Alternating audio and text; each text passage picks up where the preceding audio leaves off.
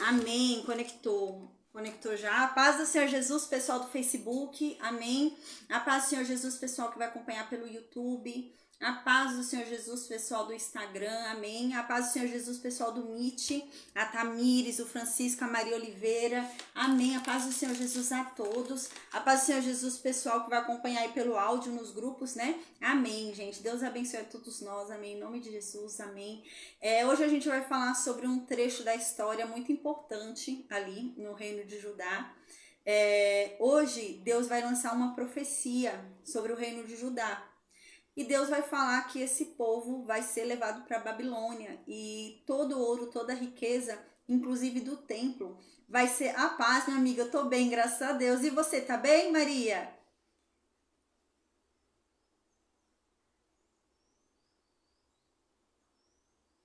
Você tá bem, Maria? Amém, amém. Glória a Deus, amém. Então hoje, né, Deus vai falar que esse povo vai ser levado. E a gente vai falar um pouquinho sobre isso, tá? Então eu vou falar um pouquinho até sobre Daniel hoje, Sadraque, Mesaque, Abidnego, a gente vai falar um pouquinho. Eu vou falar um pouquinho também sobre Manassés. A gente vai ver que Manassés, o filho de Ezequias, ele vai chegar a ser levado para a Babilônia, ele vai ser preso e levado lá para a Babilônia, vai ficar um tempo na prisão. Eu vou falar rapidamente sobre isso porque a gente ainda vai ver profundamente na Bíblia em uns poucos dias aí a gente já vai estar falando sobre isso, tá bom? Então, amém, amém.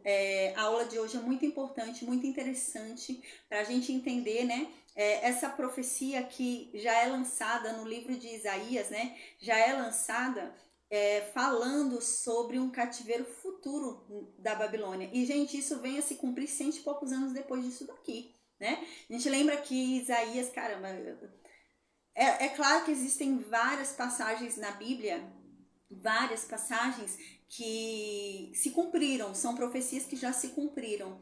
E a maior parte delas é do livro de Isaías, né? Então, o livro de Isaías são muitas profecias que já tiveram muitos cumprimentos. Ainda tem algumas que tem que se cumprir, né? Que se cumprirá com a volta de Cristo. Mas muitas já se cumpriram. Então, o livro de Isaías é um livro que fala de uma forma extraordinária sobre essas profecias que já se cumpriram. E uma delas é a que a gente vai estudar hoje, que é sobre o cativeiro babilônico, o cativeiro desse povo na Babilônia, tá? Então a gente vai ver isso hoje, amém. Eu vou orar agora e eu vou lembrar a gente aí que momento da história que a gente está estudando, tá bom? O que está acontecendo aqui, né? E qual é o desandar aqui da história, o que vai acontecer na história para Ezequias chegar no nível que ele vai chegar aqui. Que a gente vai ver que Ezequias ele vai se tornar muito orgulhoso, muito soberbo. E ao invés de se tornar agradecida a Deus, ele vai começar a se achar, tá? E a gente vai falar, vai ver isso hoje acontecer aqui, eu vou explicar isso. A gente vai pegar três livros diferentes, que os três livros falam sobre esse momento e entre si eles se falam, né? Então é muito importante a gente estudar a Bíblia dessa forma, né? Pegando o mesmo período histórico em todos os livros que existir sobre aquele período histórico, a gente vai entrelaçando as informações ali, né? Quando a gente for estudar o Novo Testamento, a gente vai fazer isso. Quando a gente for chegar ali no Novo Testamento, quando for falar sobre a vida de Jesus, né, a gente vai entrelaçar os evangelhos, né?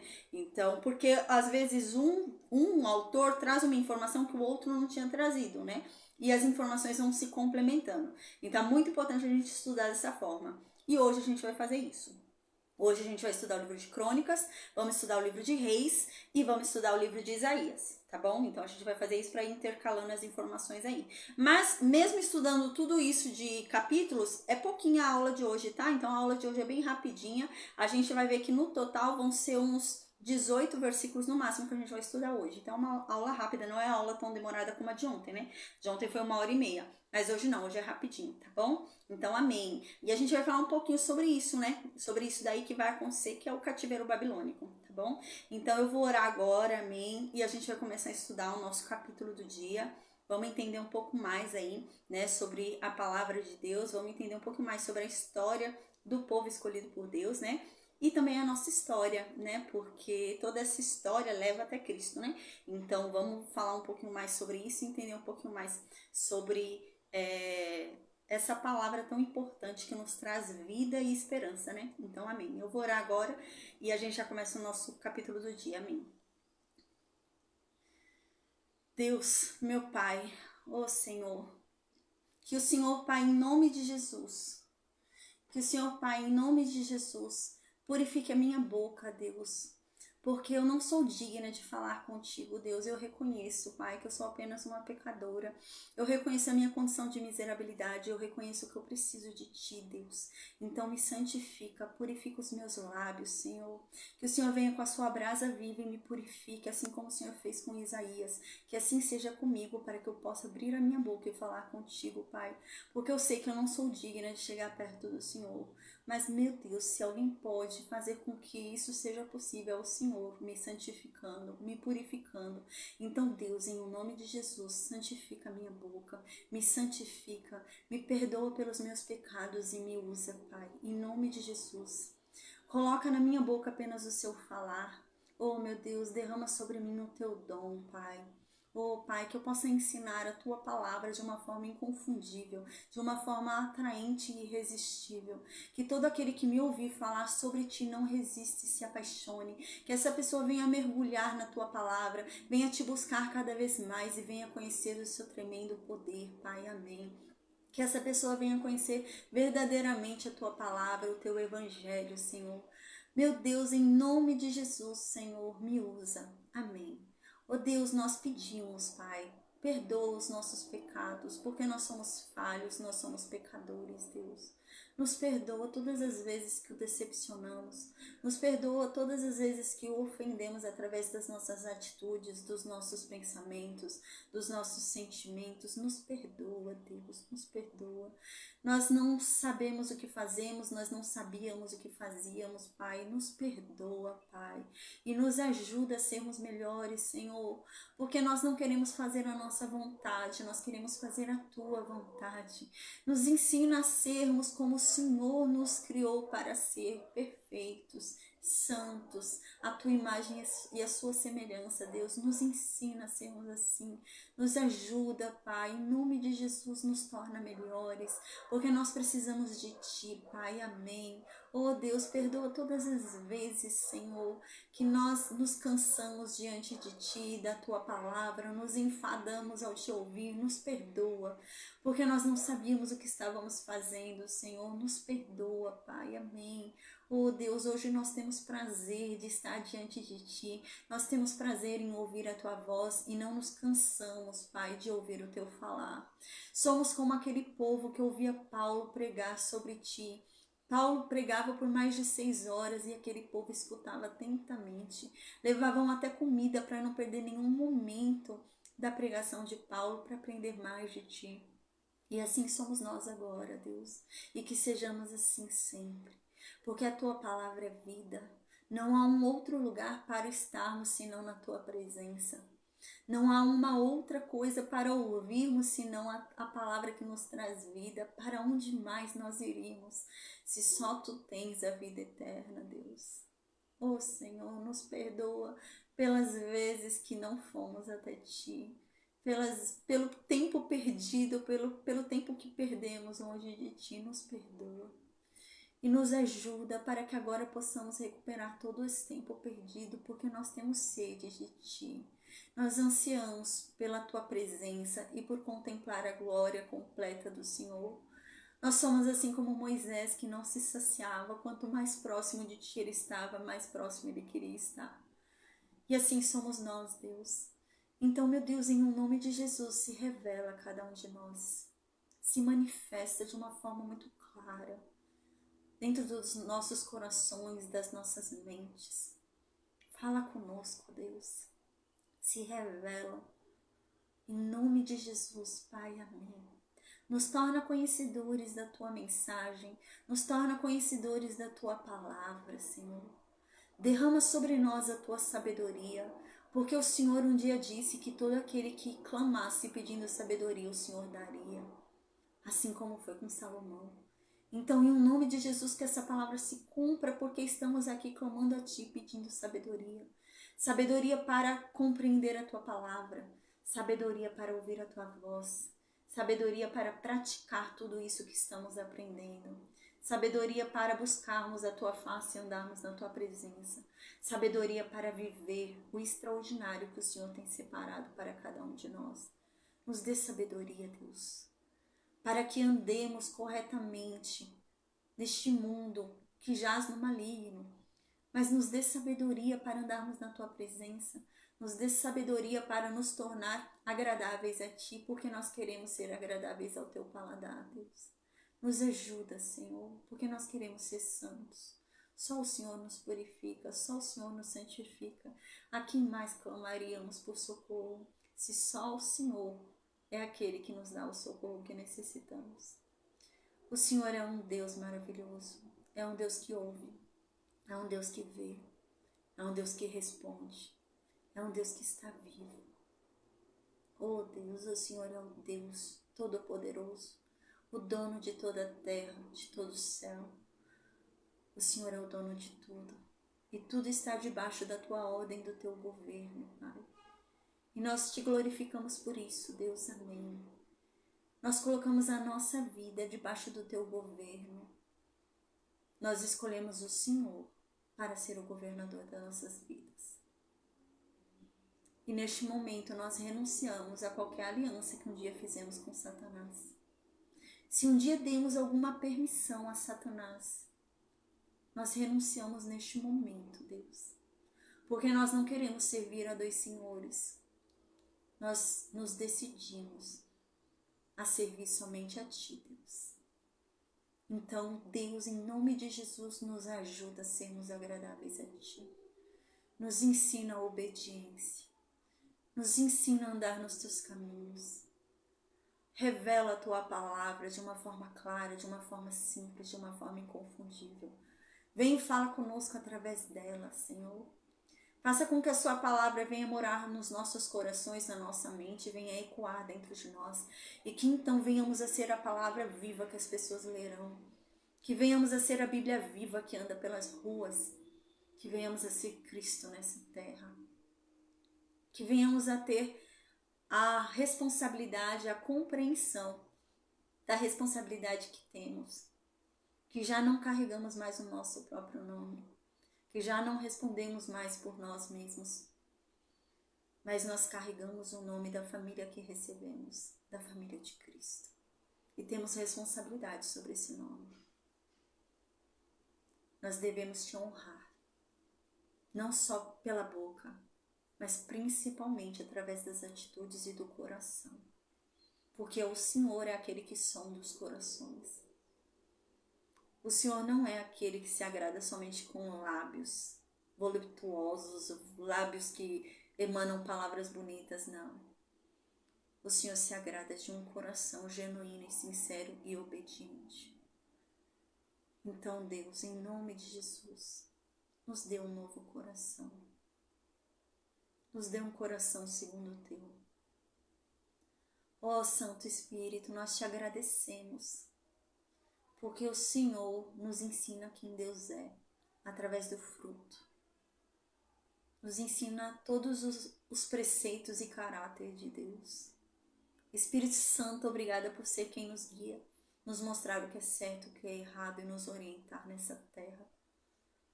Obrigada, Espírito Santo. Oh Deus, a tua palavra diz que todo aquele que clamar pelo Espírito Santo o receberá. Então, em nome de Jesus, agora nós clamamos.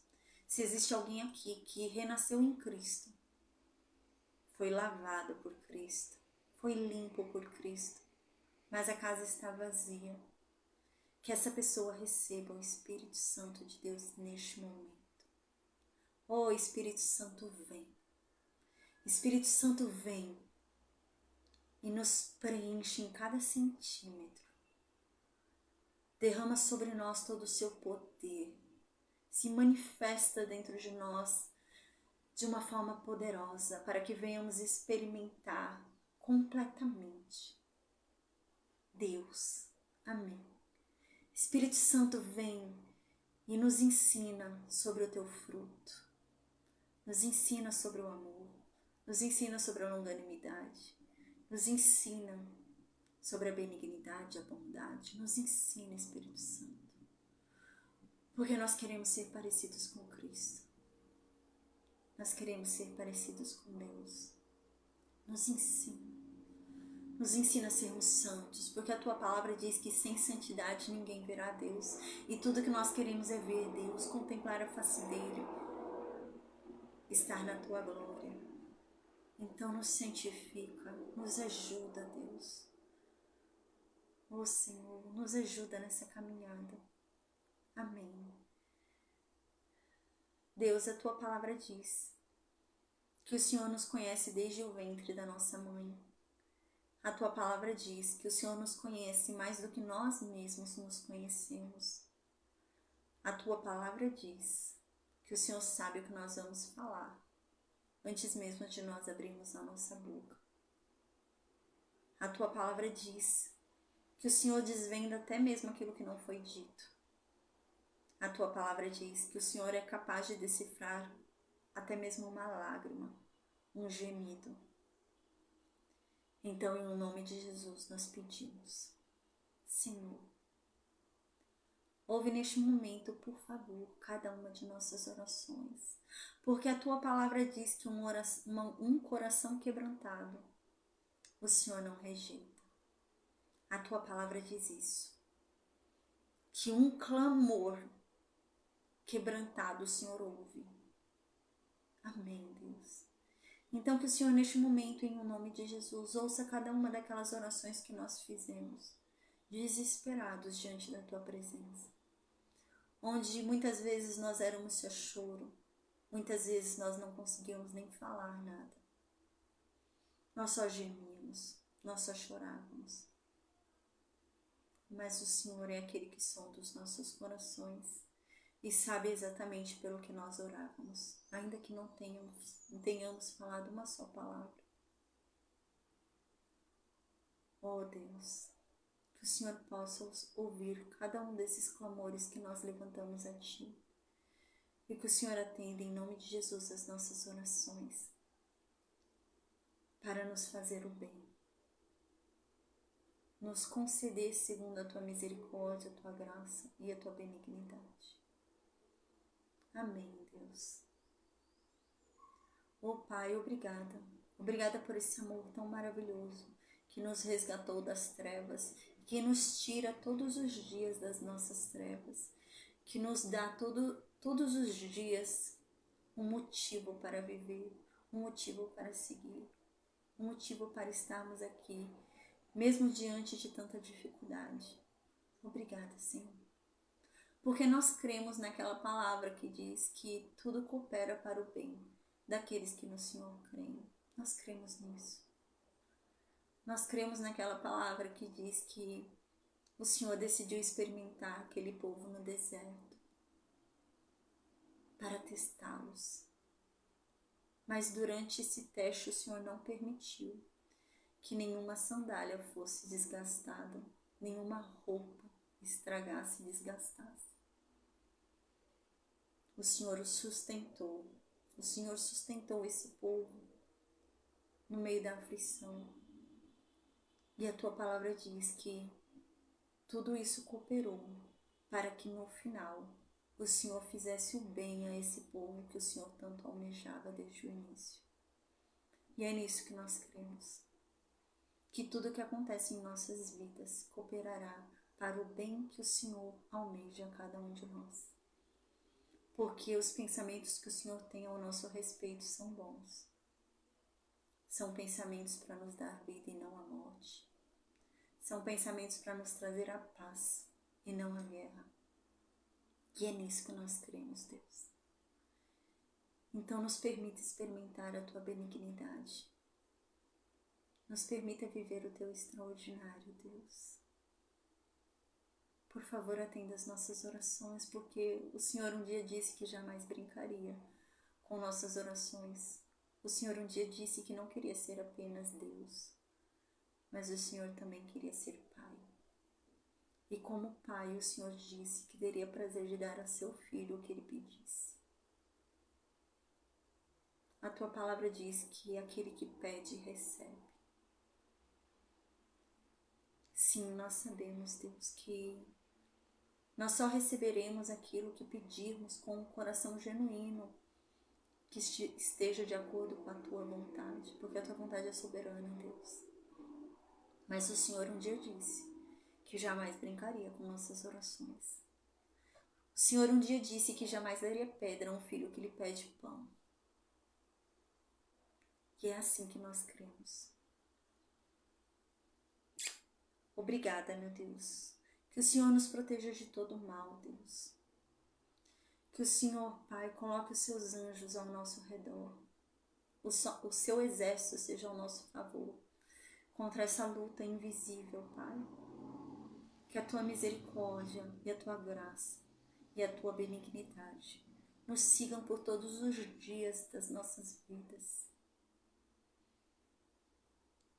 Senhor Jesus, o Senhor um dia disse que subiria ao Pai, sentaria à direita do Pai, e de lá o Senhor seria o nosso advogado junto ao Pai, e intercederia junto a Ele por tudo aquilo que pedíssemos em Teu nome. Então, Senhor Jesus, nós pedimos a Ti, Senhor Jesus, porque às vezes nós oramos e falamos com o Pai, mas parece que o céu está de bronze. Às vezes parece que o Pai não nos ouve, que Ele não nos responde. Mas ao Senhor Jesus Ele vai responder. Ao Senhor Jesus Ele vai atender. Então nós pedimos, Senhor Jesus, fala com o Pai acerca de nós, para que Ele seja bom para conosco, para que Ele se esqueça de toda a nossa iniquidade, que Ele não se atente aos nossos pecados e nos perdoe, para que Ele nos conceda a graça de experimentarmos das bênçãos dEle, de toda a benignidade dEle sobre nossas vidas, que possamos saborear as doces bênçãos que Ele tem separado a cada um de nós. Interceda junto ao Pai por nós, Senhor Jesus, para que Ele alivie-nos a caminhada e torne os nossos dias bons maiores do que os nossos dias maus. Que Ele nos sustente, nos fortaleça e nos use poderosamente, sem medidas, para a expansão do Teu reino, porque nós temos prazer em ser usados por Ti. Oh Jesus, obrigada. Obrigada pelo sacrifício grandioso que o Senhor fez por nós. Nós jamais teremos noção do quão difícil foi, mas nós reconhecemos que o preço foi alto. O preço foi muito alto, Senhor Jesus. Mas foi o Teu sacrifício que nos salvou.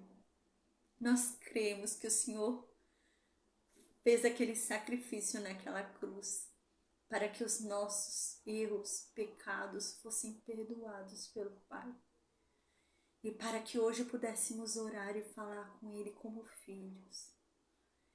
E Ele nos ouvisse e respondesse como Pai. Como o Pai bondoso que Ele é. Senhor Jesus, obrigada. Deus, obrigada pelo enorme sacrifício de ter entregue por cada um de nós o Seu único Filho, quando ainda não valíamos nada. Tão grande coisa o Senhor fez por cada um de nós quando nós não valíamos nada. Quanto mais agora que somos justificados através dEle. Pelo sangue de Cristo agora nós valemos muito, Deus. E nós cremos nisso. Obrigada por ter mostrado um amor tão grandioso que nos faz sentir amados. E nos faz compreender o que a Tua palavra diz, que ainda que nosso pai, nossa mãe ou qualquer outra pessoa nos rejeite nessa terra, o Teu amor nos basta. Esse amor tão grandioso nos basta. O Senhor nos basta, Deus. Obrigada, Pai. Oh Deus, obrigada. Que o Senhor, Pai, em nome de Jesus, continue nos dando a provisão de cada dia. que nada nos falte, que o Senhor supra todas as nossas necessidades, Senhor. Amém. Deus, a Tua palavra diz que a intercessão ela é poderosa. A Tua palavra diz que a oração de um justo tem o poder de curar enfermos, de fazer com que pecados sejam perdoados. E foi isso que aconteceu quando Moisés clamou por aquele povo no deserto. Nós sabemos que o Senhor queria destruir aquele povo e começar apenas de Moisés, de novo. Mas Moisés intercedeu por aquele povo pecador, aquele povo de dura cerviz, desobediente. E o Senhor perdoou aquele povo por causa da oração de Moisés. E o Senhor concedeu àquele povo mais uma chance de te conhecer. E o Senhor quebrantou aquele povo mais uma vez. E deu a eles mais uma oportunidade de salvação. E é nisso que nós cremos.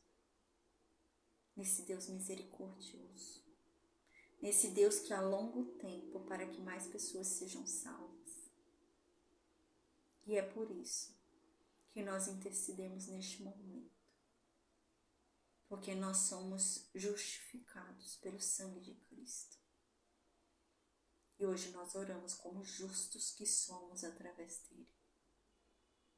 E nós oramos para que o Senhor, em o nome de Jesus, quebrante o coração do nosso familiar, do nosso parente, do nosso amigo, dessa pessoa por quem há tanto tempo estamos orando, essa pessoa que tem um coração tão duro, que tem a dura cerviz, que é desobediente igual aquele povo era no deserto, esse povo que hoje não te agrada.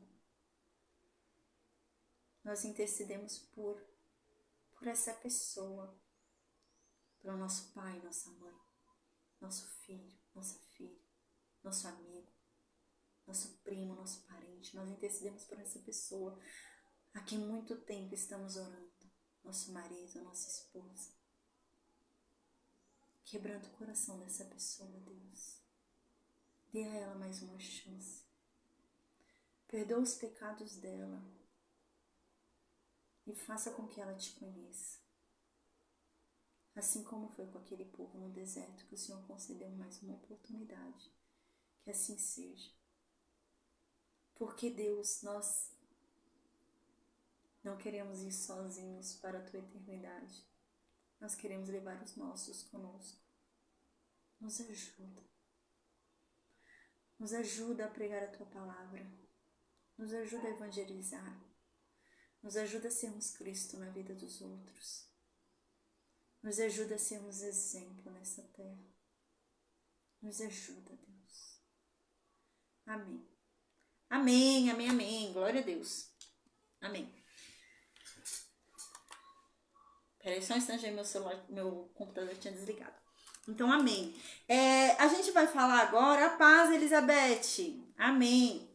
A gente vai falar em a paz, minha amiga, amém. Então, a gente vai falar agora sobre um momento da história que é muito importante, tá? Como eu disse, é um momento da história onde algo vai acontecer, a gente vai entender, e Deus vai se irar com o reino de Judá. E Deus vai se irar de tal forma com o reino de Judá, que Deus vai falar o seguinte: agora eu lanço uma profecia sobre vocês. Vocês vão ser levados prisioneiros lá para a Babilônia. E todo ouro e toda riqueza que tiver aqui, inclusive dentro do templo, vai ser levado também. Não vai ficar aqui não, vai ficar lá na Babilônia. E vocês também vão ser levados. E hoje a gente vai falar sobre isso. Que momento é esse na história que acontece isso? Por que Deus ficou tão irado, né? Então a gente vai falar sobre isso agora, tá? Eu vou agora fazer um resumão pra gente lembrar em que momento da história que a gente tá bom? Então a gente lembra. Faz 8 anos que o reino norte foi levado pela Síria. Tá? 8 anos que o reino norte foi levado pela Síria.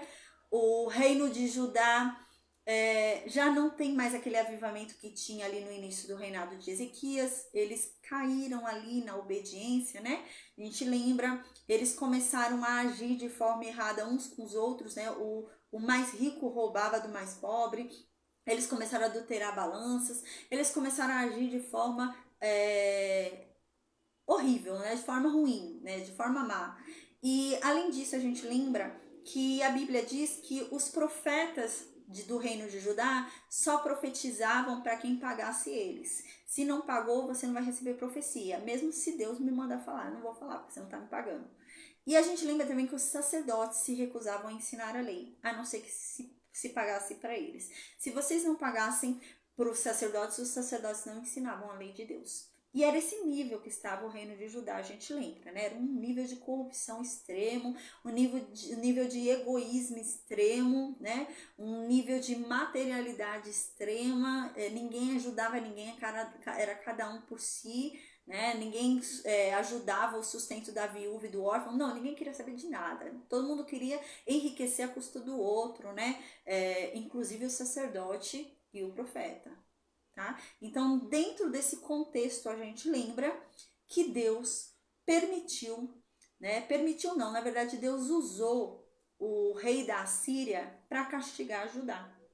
E Isaías vinha falando isso há muito tempo. Isaías, né, a gente lembra, Miqueias vinha falando isso há muito tempo. Olha, mudem, se convertam, né? Mudem os seus caminhos, vocês são muito corruptos, né? Hoje vocês sacerdotes cobram para ensinar lei, vocês profetas cobram para pregar, para dar profecia. Então, se convertam. Vocês ricos ficam explorando os pobres, vocês rejeitam ajudar quem necessita, mudem. Aí então Isaías começou a falar: se vocês não mudarem, Deus vai usar a Síria para castigar vocês. Deus vai usar a Síria para castigar vocês. E nisso Isaías ficou pregando muito tempo, a gente lembra, falando sobre isso. Tá? Então, Isaías vinha falando sobre isso, mudem, mudem, mudem, senão a Síria vai vir pegar vocês. E a gente lembra que então, realmente, né, a Assíria começou a fazer um movimento ali na Filisteia, por meio do rei Sargão, a gente lembra primeiro, né? Ali por meio do rei Sargão, ela começou a conquistar a Filístia, ali a Síria. E então, quando ela conquistou a Filístia, o rei, o faraó do Egito e o rei da Etiópia ficaram com medo deles também irem avançarem no reino de Judá e conquistarem também ali o Egito e a Etiópia. E a gente lembra que a Etiópia então mandou vários guerreiros pelo rio Nilo ali para falar no reino de Judá, para oferecer ajuda para o reino de Judá, para eles se unirem contra a Síria. Lembra? A paz, Luciene. E Isaías então foi e falou: ó, não é para vocês aceitarem ajuda. Não é para aceitar ajuda de ninguém, de nenhuma nação, porque Deus é que vai livrar vocês. Mas para ele livrar vocês, vocês vão ter que se converter. Vocês vão ter que se arrepender do pecado de vocês.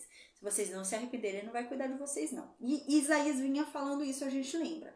Então, a gente lembra que Sargão morreu, Senaqueribe virou rei. Quando Senaqueribe virou rei, ele foi lá e invadiu as terras de Judá. Então, Senaqueribe vira rei, vai lá, invade a terra de Judá, lá ao sul, extremo do sul, né? E ele vem conquistando as cidades que ele vem invadindo, né? E eram cidades fortes, gente. Não era aldeiazinha barraca, né? Não, era muralha. Eram cidades com muralhas, protegidas, com um portão, tá? Então eram casas de pedra, tá? Não era barraco, né? Você não dá a impressão que é muito fácil de invadir. Não, gente. Eram lugares que eram difíceis de invasão. E o Senaqueribe começou a invadir todas essas terras, né? Todas essas cidades.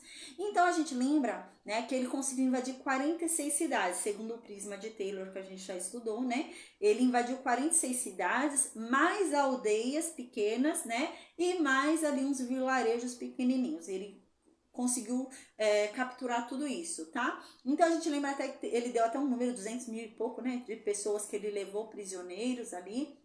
Algumas ele matou, né? Então a gente lembra disso, além de gado, ele levou muito gado, muita coisa ali dessas cidades ele levou, tá? Então a gente lembra que isso aconteceu e o rei Ezequias temendo ali que Senaqueribe estava chegando em Jerusalém, na capital do reino de Judá, já havia conquistado 40 e poucas cidades e estava chegando na capital, né? Ia conquistar o reino inteiro.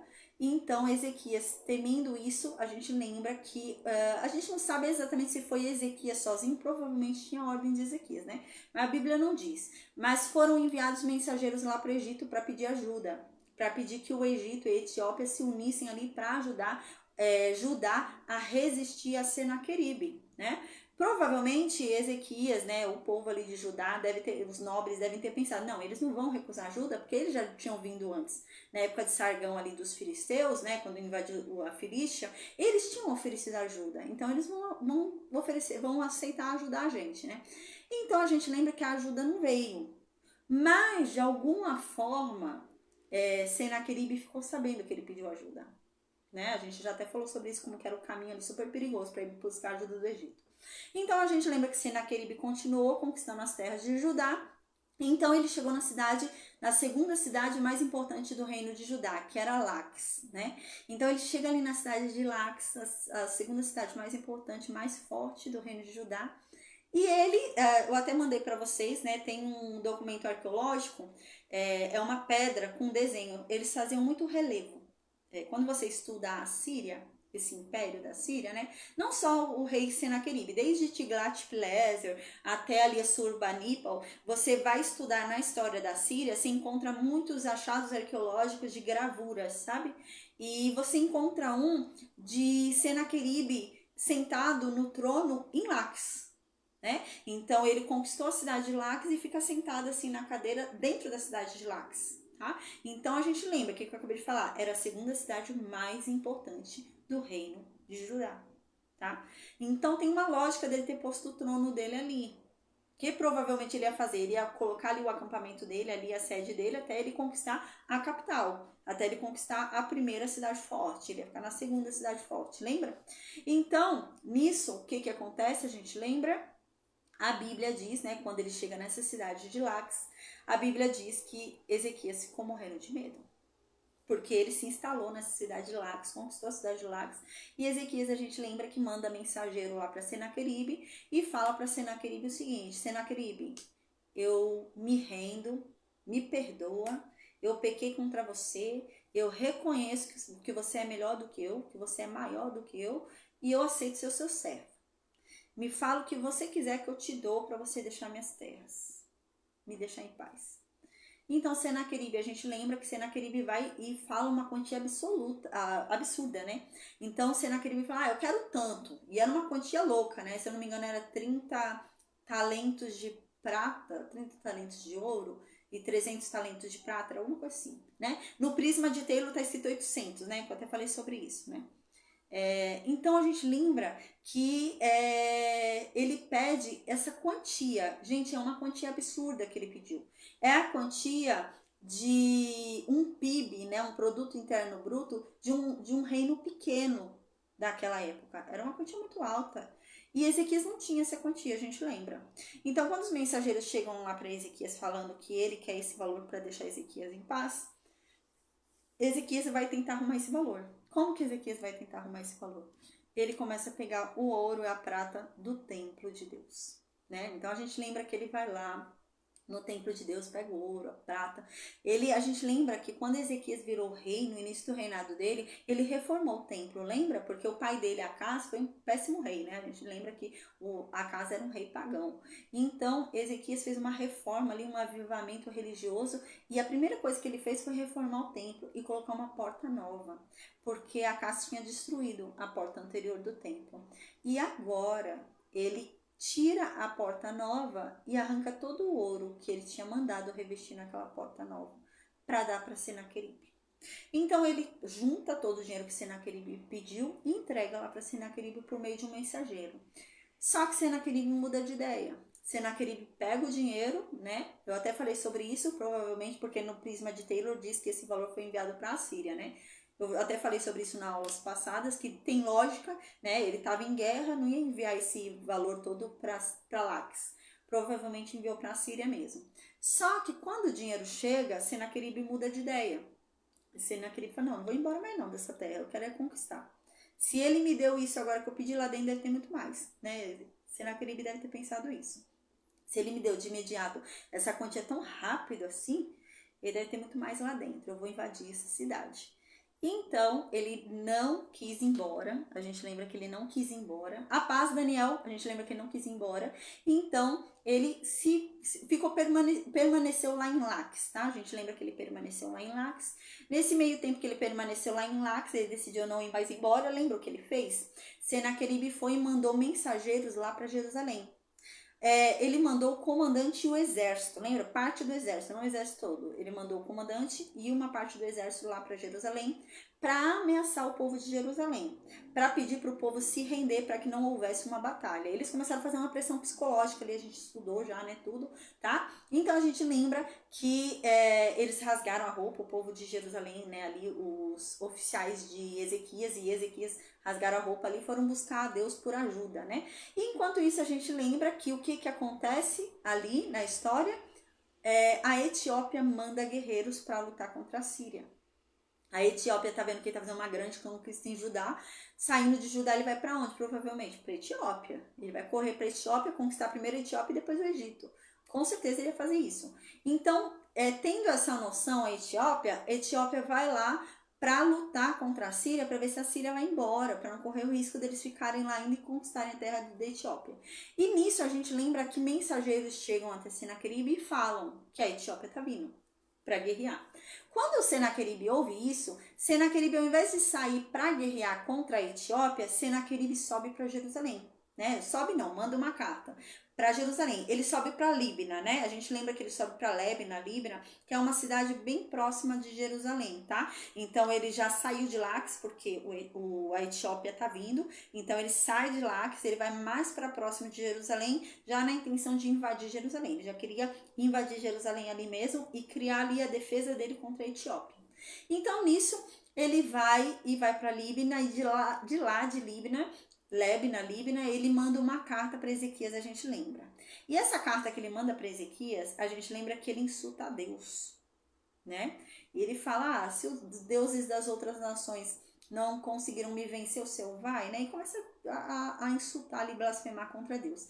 E a gente lembra que Ezequias pega essa carta, abre ela, vai até o templo, abre ela e começa a orar ali no templo para Deus. E fala para Deus ler aquela carta. E ouvir o que Senaqueribe está falando. E Deus se defender. Porque ele fala, Deus está falando com o senhor. Ele está te insultando, né? E Senaqueribe não, Ezequias faz isso. E enquanto Ezequias faz isso, a gente lembra que Isaías então vem, né? E fala, manda mensageiro, vem e fala, né? Que Deus escutou as orações de Ezequias e que Deus vai mandar livramento para Jerusalém aquela noite mesmo. E a gente lembra que nessa mesma noite que acontece tudo isso, eis que realmente, sem Jerusalém abrir as portas, tudo, a muralha fechada, toda a cidade fechada, a gente lembra que 185 mil soldados do exército assírio morreram. Do nada, caíram tudo duro ali, morreram 185 mil soldados. E então, alguma notícia chega, a gente lembra, né, aos ouvidos ali de Senaqueribe, e Senaqueribe desiste e decide voltar correndo para a Síria. E ele volta lá para a Síria, lá para Nínive, e lá ele fica até morrer, tá? Então a gente parou neste momento da história, onde Ezequias, a gente lembra que ele tem mais 15 anos de vida, por causa da oração que ele fez ali quando ele ficou doente, lembra que ele ia morrer, então ele orou a Deus e Deus deu mais 15 anos de vida para ele. E nisso, nesse tempo aí, o que acontece? Senaqueribe voltou lá para Nínive e Senaqueribe vive lá em Nínive até a morte dele. E quanto tempo que demora do cerco até a morte de Senaqueribe? 20 anos, tá? Então, de agora, desse momento da história que a gente tá, até a morte de Ezequias são 15 anos, que é o 15 anos extra que Deus deu para ele. E desse momento da história que a gente está agora, até a morte de Senaqueribe, são 20 anos. Então, Ezequias vai morrer antes de Senaqueribe, tá bom? Uma coisa importante da gente falar agora que a gente vai começar a aula, lembra aquelas 46 cidades que a Assíria conquistou? E as aldeias, né? E as cidades pequenas ali que ela conquistou? Não voltaram para Judá. Ficaram para a Síria, tá bom? Então, quando você para visualizar assim a história, né? Na Bíblia não diz que a terra voltou. Nos documentos assírios diz que permaneceu com a Síria. né? E quando você vai estudar alguns documentos extra-bíblicos ali, realmente parece que continuou com a Síria essas terras. Então, o que houve aqui foi uma diminuição. Isso vai explicar pra gente esse contexto do que vai acontecer agora, tá? Então, é importante a gente entender esse contexto pra gente entender o que vai acontecer aqui com a Babilônia, tá? Então, agora, a gente vai compreender que o reino de Judá ficou menor, tá bom? Então, o reino de Judá era muito maior antes. Mas Senaqueribe conquistou 46 cidades fortes e mais outras aldeias, etc. Ou seja, o tamanho de Judá diminuiu, tá bom? Então agora Judá é um reino muito pequeno, bem pequenininho mesmo, tá bom? Então a gente considera isso para a gente ver o que vai acontecer aqui hoje. Outra coisa importante da gente falar agora, salientar, antes da gente começar a aula. Na aula passada, a gente viu que Deus fala: eu vou salvar vocês da Síria, por amor a mim mesmo e por amor ao meu servo Davi, né? Então Deus fala isso e a gente consegue observar, eu até falei sobre isso na aula passada, a gente consegue observar que extraordinário que é, né? O fato de um servo de Deus abençoar gerações posteriores dele, né? Então você observa que Davi, por ter sido um servo fiel, por ter agradado a Deus, Deus abençoou não só Davi, mas Deus abençoou até a descendência de Davi. Deus tem misericórdia da descendência de Davi por amor a Davi, tá? Então não é porque a descendência de Davi mereça, mas é por misericórdia a Davi. Então, por amor a Davi, ele vai livrar a descendência, não vai permitir que nenhum mal aconteça a descendência de Davi por amor a Davi, né? Então a gente observou aqui o amor de Deus que se estende às gerações posteriores daquele que o serve fielmente, tá? Mas agora a gente vai observar um movimento diferente. A gente vai observar agora o quão triste que é uma pessoa que é desobediente a Deus, que desagrada a Deus. E no caso, Deus, ele castiga a descendência dessa pessoa, tá? Então, a descendência dessa pessoa, ela sofre por causa do erro dos antepassados, tá? Então, a gente vai observar isso agora. A gente lembra, uma vez a gente já estudou sobre isso, né? Vai ter um momento na história que isso vai ser falado, eu até falei sobre isso, né? A Bíblia diz que Deus, ele abençoa até 1000 gerações daqueles que o amam. E ele visita o pecado até a 4ª geração, né? Deus diz que visita o pecado da pessoa até a 4ª geração. Existe um momento na história de Israel, vai ser num livro de um profeta, que o povo fala, mas peraí, a gente está sofrendo desse jeito por causa do pecado dos nossos pais? E eu lá tenho culpa do que meu avô fez? E eu lá tenho culpa do que meu tataravô fez, né? E o povo começa a questionar isso. O povo começa a falar, mas peraí, eu tô sofrendo pelo pecado dos outros agora, né? E então o profeta diz, não, vocês também têm o pecado de vocês também estão sofrendo por causa do pecado de vocês. Só que como vocês também têm pecado, em vez de vocês se consertarem, se ajeitarem e serem fiéis a Deus, se vocês tivessem se acertado, tivessem sido fiéis a Deus, tivessem andando direitinho, Deus deixava vocês em paz e estava tudo certinho, vocês não estavam sofrendo nada. Mas como vocês não se endireitam, como vocês têm pecados, acumula. Então vem os pecados dos seus antecessores e mais de vocês, aquilo acumula realmente. E vocês estão pagando pelo pecado de vocês também. E só que vem aquele acúmulo de geração em geração, aquela carga genética que vem vindo, né, enraizada pelo pecado. E é nesse sentido, tá, que a gente vai observar agora. Isso vai acontecer. Tá? Então a gente lembra que a gente já estudou sobre isso, né? Que Deus visita o pecado da pessoa até a 4ª geração, né? A gente até falou sobre isso. E realmente né? Não é que Deus, né, vai castigar até a 4ª geração por causa do meu pecado. Não. Deus vai visitar até a minha 4ª geração considerando o meu pecado. Então, por exemplo, o meu pecado é pornografia.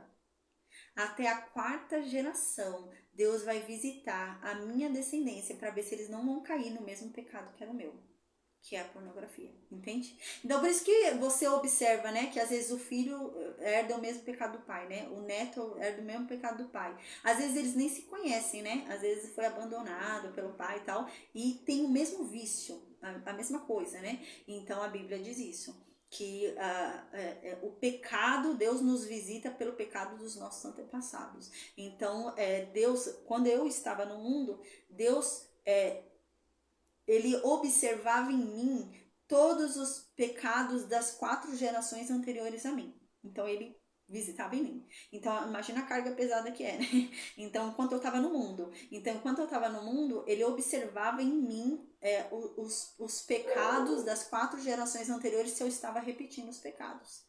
E conforme eu repetia os pecados, isso acumulava para mim de coisas ruins, porque eu estava recidindo num pecado que meus pais já tinham recidido, meus avós já tinham recidido, entendeu? E isso vai piorando pra gente. Mas Jesus quebra toda a maldição. Então, Jesus quebra esse ciclo. Então, a partir do momento que eu estou em Cristo, eu renasci em Cristo e agora eu sou outra criatura, uma nova criatura, em mim morreu esse ciclo. A minha geração, a minha descendência não vai ser cobrada pelos pecados da minha mãe. Não vai ser cobrada pelos pecados do meu pai. Não vai ser visitada pelos pecados do meu bisavô. Não vai mais, porque eu quebrei o ciclo, né? Através de Jesus, em mim se quebrou o ciclo. Então, através de Jesus, eu entrei em outro lugar. Eu já não estou mais naquele lugar onde é a visitação do pecado até a 4ª geração, mas sim eu estou naquele lugar onde 1000 gerações serão abençoadas, né? Então, a minha geração já é abençoada. O filho do meu filho já é abençoado, né? Então, por amor a mim, igual esse povo aqui não merecia, né? Então, ainda que 10 gerações, 15 gerações à frente da minha, né? Às vezes erra, peca, tem a cabeça dura ali, tá com a dura serviço. Deus terá misericórdia deles por amor a mim, né? Porque eu fui obediente, então ele abençoa até 1000 gerações minha, que é o que acontece, que a gente observa muito com Davi, né? Então é isso, que Deus vai abençoando as gerações por causa de Davi. Não é porque as gerações mereciam, mas é por amor a Davi, tá bom? Então agora a gente vai falar sobre isso. Então agora a gente vai para o 2º livro de Crônicas, começar a aula de hoje. 2º livro de Crônicas, capítulo 32. 2º livro de Crônicas, capítulo 32, versículo 22. Diz assim, versículo 22, tá? 2º livro de Crônicas, capítulo 32, versículo 22. 22 até 31, que a gente vai ler. Diz assim: Assim Deus salvou Ezequias e os habitantes de Jerusalém das mãos de Senaqueribe, rei da Assíria, e da mão de todos os outros inimigos que tivessem, e deu para eles paz por todas as fronteiras, tá? Então aqui tá falando que foi dessa forma que a Síria deixou eles em paz, né? Quando Deus fez isso, fez morrer 185.000 soldados assírios, chegou essa mensagem aí para Senaqueribe voltou correndo lá para Nínive, e Senaqueribe ficou vivendo lá em Nínive por 20 anos, né? Então ficou tudo em paz, e foi dessa forma que Deus deu paz para o reino de Judá, e mais nenhuma outra nação tentou invadir o reino de Judá. Todos ficaram com medo deles. Quando eles venceram a Síria, todo mundo ficou com medo deles, ninguém mais quis mexer com Judá. É isso que está falando aqui. Então, eles tiveram paz por todas as fronteiras, todos os lados. Não vinha ninguém da Filístia, não vinha ninguém de lugar nenhum mexer com eles. Então, no versículo 23 diz: Muitos levaram a Jerusalém uma oferta para Deus e presentes para Ezequias, rei de Judá, que depois desses acontecimentos adquiriu prestígio aos olhos de todas as nações. Depois que isso aconteceu, gente, era algo extraordinário. Uma nação vencer a Síria. A Síria, ela vinha expandindo, conquistando várias nações, e com a brutalidade deles, né, com a força militar que eles tinham, a força de tecnologia, né, na arte da guerra ali, né, era muito difícil você vencer a Síria. Aí você para ver, é uma capital que venceu a Síria. Não é o reino inteiro, foi Jerusalém. Foi só Jerusalém que venceu a Síria. Jerusalém se fechou e Jerusalém venceu a Síria. E todo mundo então ficou abismado com isso. Falou, não, mas peraí, uma cidade, uma capital venceu um império. Uau! Então a fama de Jerusalém cresceu. A fama de Ezequias cresceu. E todo mundo queria ir lá conhecer Ezequias. Todo mundo queria ir lá conhecer Jerusalém. Todo mundo queria conhecer, uau, que terra é essa? Que tem esse poder extraordinário que venceu um império. Uma cidade tão pequenininha venceu um império como a Síria. Peraí. Então o povo começou a ficar curioso e começou a ir lá. E quando a gente lembra, eu já falei isso, era muito comum, quando você ia visitar alguém, você levava algum presente. Gente, era muito feio você ir sem levar nada na mão. Era muito ruim. Isso daí era de má praxe, né? Não era bom, não. Então, o normal, o educado nessa época, o gentil, era você levar um presentinho, tá? Então, quão mais fosse um rei. A gente lembra ali, por exemplo, a rainha de Sabá indo visitar Salomão, né? Ela levou um monte de riqueza. É nesse nível. Se é um rei, você vai levar mais riquezas ainda. O que está acontecendo com Ezequias aqui? Mais ou menos o que aconteceu com Salomão, tá? Então lembra que Salomão, porque a gente vai ver que esse homem vai ficar muito rico agora, tá? Então vou explicar isso para vocês entenderem. Lembra que Salomão, ele começou a ganhar fama no mundo, que ele era muito sábio e todo mundo vinha de todos os lugares para ouvir a sabedoria dele, e vinham reis de outros lugares para escutar a sabedoria de Salomão. E eles traziam muitos presentes. E assim Salomão foi ajuntando cada vez mais riqueza e se tornou o homem mais rico da época dele, provavelmente, né? Então aqui é o mesmo nível. Ezequias, ele se tornou muito famoso, todo mundo queria conhecer esse homem de uma cidadezinha tão pequenininha que venceu a Síria. Peraí, eu quero conhecer Ezequias, vamos lá ver, pô, que cidade é essa, o que tem nessa cidade? Que Deus é esse que venceu o Deus da Síria? Vamos lá conhecer. E eles iam lá e começaram a levar muita riqueza para Ezequias, tá? Então assim diz que Ezequias começou a crescer. O reino de Judá e Ezequias começou a crescer diante das outras nações e começou a enriquecer.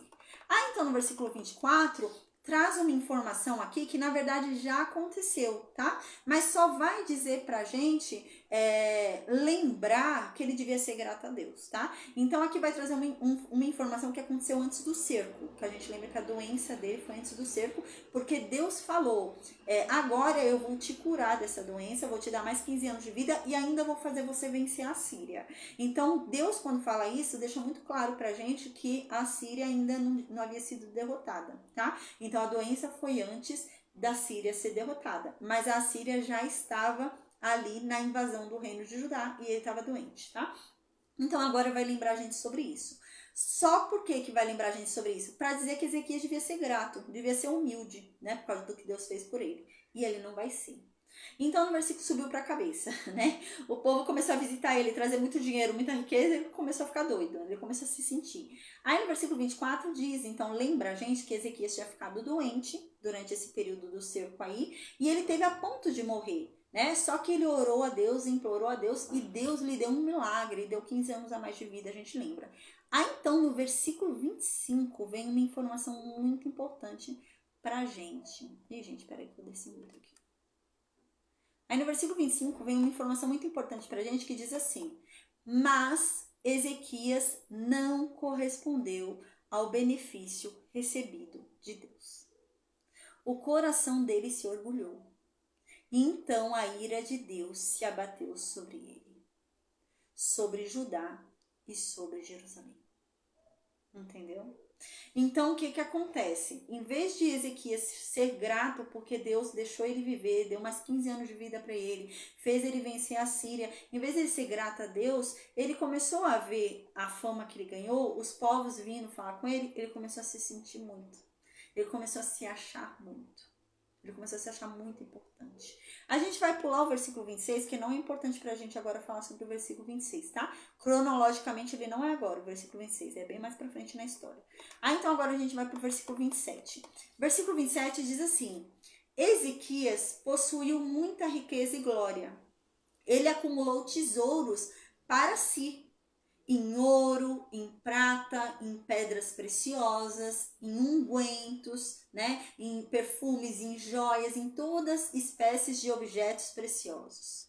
Ezequias teve armazéns para safras de trigo, para vinho, para o óleo. Ele teve estábulos para as diferentes espécies de gado que ele tinha. Ele teve um aprisco para os rebanhos ali. Ele teve, aqui diz no versículo 29, ele adquiriu para si jumentos, e foi uma quantidade muito grande, não foi pequena, de bois e ovelhas, e com efeito, com razão, aqui está dizendo, Deus tinha dado para ele bens imensos. Mas ele não entendeu que era Deus. É o estilo Salomão, lembra? que Salomão, a Bíblia diz que por causa da sabedoria dele, haviam gente de todas as nações trazendo várias riquezas e ele se tornou cada vez mais rico, né? E quem era que estava fazendo isso? Era Deus, né? E aqui é a mesma coisa, tá dizendo que ele começou, imagina, as pessoas iam lá visitar ele e levavam um monte de gado, levava carro de guerra de presente, levava pedras preciosas de presente, levava ouro, levava prata, né, de presente para ver Ezequias, para conversar com Ezequias, para saber o que acontece nessa cidade que venceu o império da Assíria, né? E aqui está dizendo que tudo isso que aconteceu, toda essa oportunidade de acumular riquezas veio de Deus. Foi Deus que deu essa oportunidade para Ezequias. Mas a gente viu que subiu para a cabeça, Ezequias achou que era ele mesmo. Então, no versículo 30 diz: foi Ezequias que obstruiu a saída superior das águas do Gion e as canalizou para baixo, para o ocidente da cidade de Davi.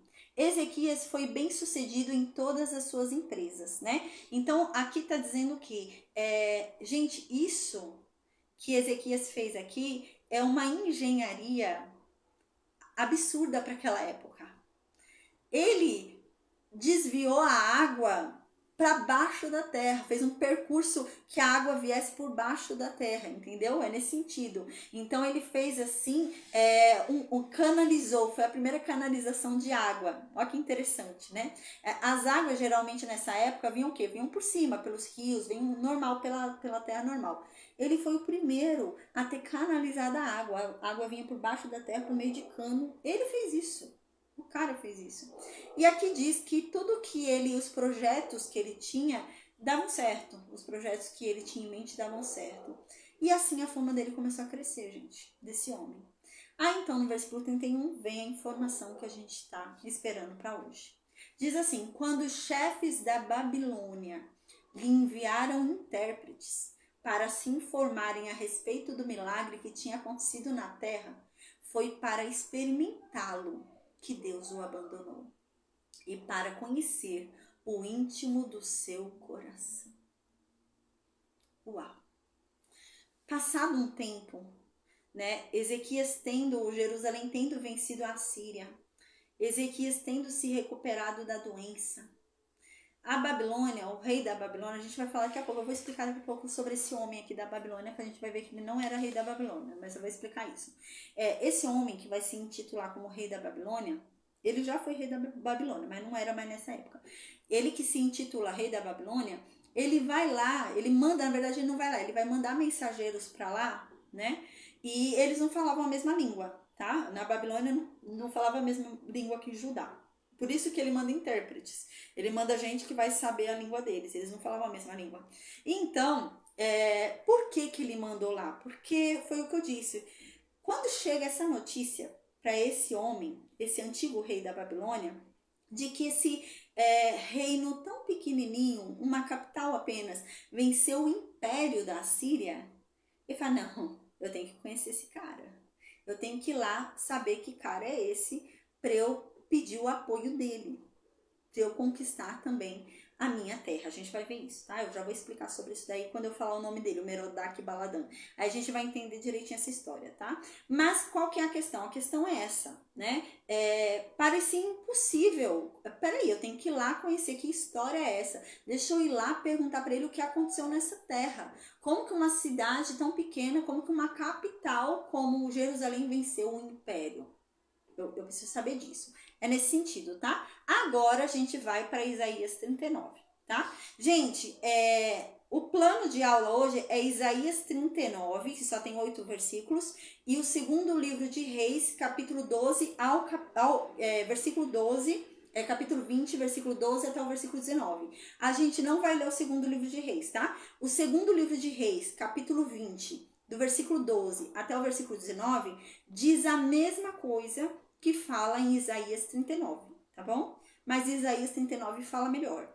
Então eu vou ler Isaías 39. Então eu vou ler Isaías 39 hoje e eu não vou ler segundo livro de Reis, capítulo 20, versículo 12 a 19. Mas você põe aí que a gente estudou, tá bom? Você tica aí que a gente já leu, porque é como eu tô fazendo nas aulas anteriores aí. É a mesma coisa que tá escrito, né? Na verdade, Isaías 39 fala um pouco além ainda, né, dá mais detalhes.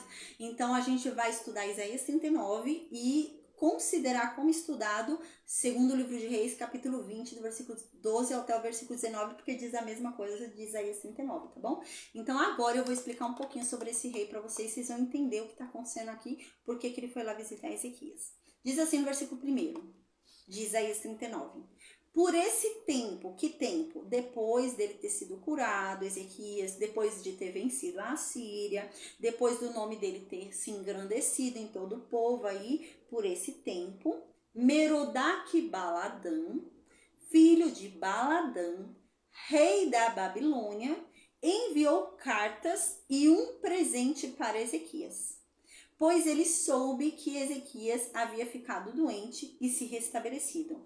Vamos entender o que está acontecendo aqui agora, tá? Primeira coisa importante, quem é Merodach-Baladã?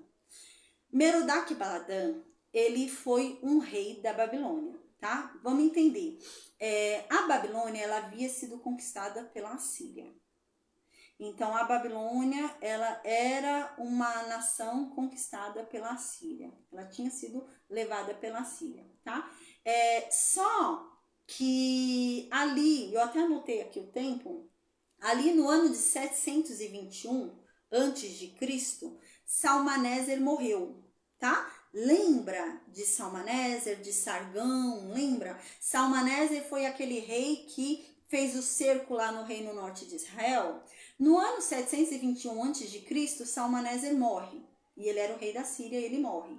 Então a gente lembra que ficou aquela coisa, aquela confusão. E quem foi que virou rei ali no lugar de Salmaneser? O irmão de Salmaneser, chamado Sargão, tá? Então Sargão virou rei, ficou aquela bagunça. O que Merodach-Baladã fez? Aproveitou a bagunça que estava tendo no reino da Síria, porque Salmaneser morreu, tá? Então, assim, a Babilônia havia sido conquistada pela Síria, a Babilônia era da Síria, Merodach-Baladã era um caldeu, tá? Era um homem caldeu, e ele, observando aquela confusão que estava tendo ali, esses caldeus, eles começaram a aparecer ali pela Mesopotâmia, né? Então, mas bem depois de Abraão, tá? Eu até falei isso para vocês, quando eu ensinei sobre Abraão, veio lá da terra de Ur dos caldeus, né? Na época de Abraão, Ur não era dos caldeus. Ur vai ser dos caldeus só mais para frente, né? Os caldeus vão conquistar Ur só mais para frente ali com o pai de Nabucodonosor. Mas, né? O que está acontecendo aqui historicamente? No ano 721, que Salmaneser morreu, tá tendo aquela confusão na Síria. Então, Salmaneser morreu, que foi o que fez o cerco lá do Reino Norte, e então o irmão dele vira rei, Sargão. E o que estava acontecendo nesse período, quando Sargão vira rei e Salmaneser morre? O Reino Norte estava resistindo à Síria. Então, qual que era o foco da Síria? O Reino Norte, Samaria. O que Merodach-Baladã faz? Merodach-Baladã, um caldeu, percebe que a Síria está voltando sua atenção toda para o Reino Norte, para Samaria. Ele vai e conquista a Babilônia, tá bom? Então ele vai lá, né, com a trupe dele, lá com o exército dele, ele vai lá, conquista a Babilônia, retira a Babilônia do poder dos assírios e vira rei. Se auto-intitula rei, Merodach-Baladã, tá?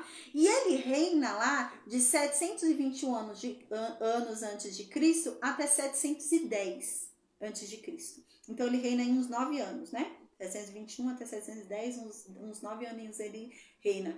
Ele reina nesse período, e então o que acontece no ano 710? Sargão toma a Babilônia de novo, da mão de Merodach-Baladã, tá? Então, no ano, a gente lembra, Salmaneser morre no ano 721 a.C. Sargão vira rei. Sargão está preocupado lá com o Reino Norte, o Reino de Israel, lá o Reino Norte. Então, Sargão vai e depois leva o povo cativo ali do Reino Norte, começa a regularizar as coisas ali. Aí Sargão vai e conquista a Filístia. A gente lembra que uma das primeiras empreitadas de Sargão é o quê? Conquistar a Filístia. Ele conquista a Filístia, tá? E nisso, o que acontece? Merodach-Baladã é rei da Babilônia, desde 721 anos antes de Cristo. No ano 710 antes de Cristo, Sargão vai lá e toma o trono de Merodach-Baladã. Então Sargão vai lá, luta contra a Babilônia de novo, tira da mão dos caldeus a Babilônia e toma posse da Babilônia de novo. Então a Babilônia passou a ser de novo da Assíria, tá? Então o que que acontece? No ano 703 antes de Cristo, Sargão morre. Então, quando Sargão morre, no ano 703 a.C., Merodach-Baladã faz o mesmo esquema. Sargão morreu no ano 703 a.C., aí Merodach-Baladã viu que estava todo mundo ali no velório, né? Falou, pô, vou tomar a cidade. Então ele foi lá e tomou de novo, tá? Então eu tô explicando tudo isso que é importante pra gente entender o que tá acontecendo aqui, tá, gente? Então ele foi lá e conquistou de novo a Babilônia, Merodach-Baladã, tá? Então ele vai lá e conquista de novo, retira das mãos da Assíria de novo, depois da morte de Sargão, retira da Assíria de novo a Babilônia. Mas ele fica poucos meses reinando ali. Logo, Senaqueribe, que é o descendente de Sargão, vem, ele virou rei, ele vem e toma de novo a Babilônia, tá? Aí quando Senaqueribe vem e toma de novo a Babilônia, Senaqueribe coloca ali a cabeça dele a prêmio, entende? Então ele começa a ser procurado para ser morto, porque já é a segunda revolta que ele faz.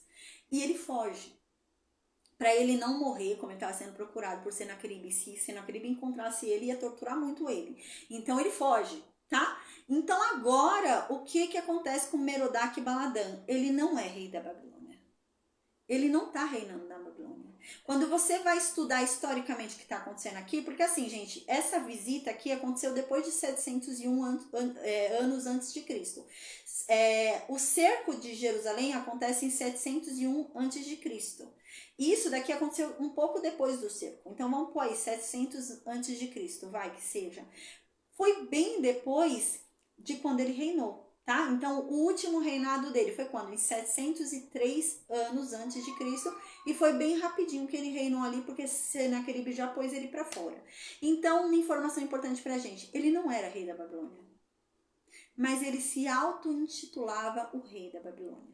Entendeu? Então, a gente vai começar a entender aqui qual que era a intenção de Merodach-Baladã.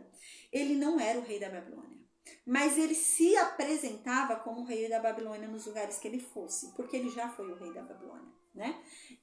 Nesse sentido mesmo que ele já foi, é como, por exemplo, hoje, né? Um ex-presidente, aí quando alguém encontra, vai conversar com ele, o presidente, né? Mesmo se ele é ex-presidente, ainda chama de presidente.